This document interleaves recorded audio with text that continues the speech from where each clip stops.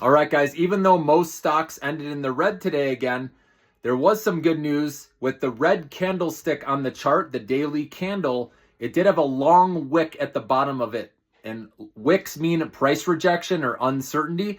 And so seeing that wick and stocks coming off of their lows for the day, that oftentimes the next day you can see a green candle come in. Now, we all know that it's all depends on NVIDIA's earnings, and I just want to tell you about my thoughts on that. Okay, if you hear the term "when in doubt, zoom out," and NVIDIA is a stock you want to have that approach with. Okay, especially if you're a long-term investor. Whatever happens with this earnings report, guys, if we do for some reason get a flash crash quick when they drop their numbers, let's say their guidance is a lot worse than expected, and let's say it comes down, that's going to be a dip buying opportunity in my opinion.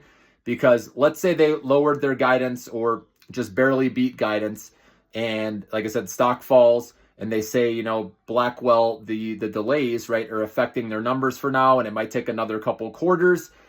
Whether they get that money now with Blackwell or the second half of this year, it doesn't matter. So they're just going to get more sales later, and that's why I believe people will buy the dip, plus many other reasons we've talked about, right? The robotic sales later on this year could pick up. Also, the autonomous revenue could pick up. You got the gaming. They could increase their dividend. They could buy back their own shares.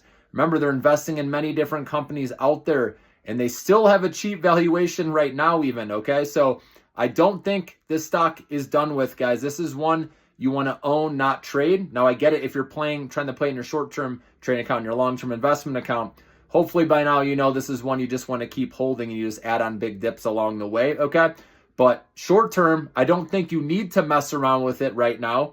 I don't see there being too much reward. There's more risk, again, with the Blackwell delays most likely being announced, or like I said, the tariffs too obviously is a big issue. So I don't see how NVIDIA could raise guidance like they normally do with both of those, things affecting them. So that's why I believe this is not the earnings report, but you never know, right? But like I said, if you get that flash crash after they report right away, then I would consider buying it, okay? Because you can get a good price and just hold long.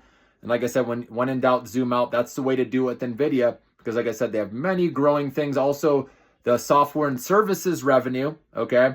Also quantum computing, but that's way down the road. But they're going to lead the way, guys, with technological advances. And Jensen Huang will continue to surprise over the long term. This guy thinks way out into the future, okay? And there's no way I can see him saying, oh, demand is weakening, right? He always is positive with his earnings calls. And he's going to say demand far outweighs supply. And with DeepSeek and with Alibaba coming out with their chatbot, all this needs more GPUs. Also, remember, Apple's investing $500 billion over the next 4 years in the United States. And NVIDIA is going to benefit from that as well because GPUs need to go in these data centers, for example. So see the big picture with NVIDIA, guys. You're going to come out on the other end looking pretty.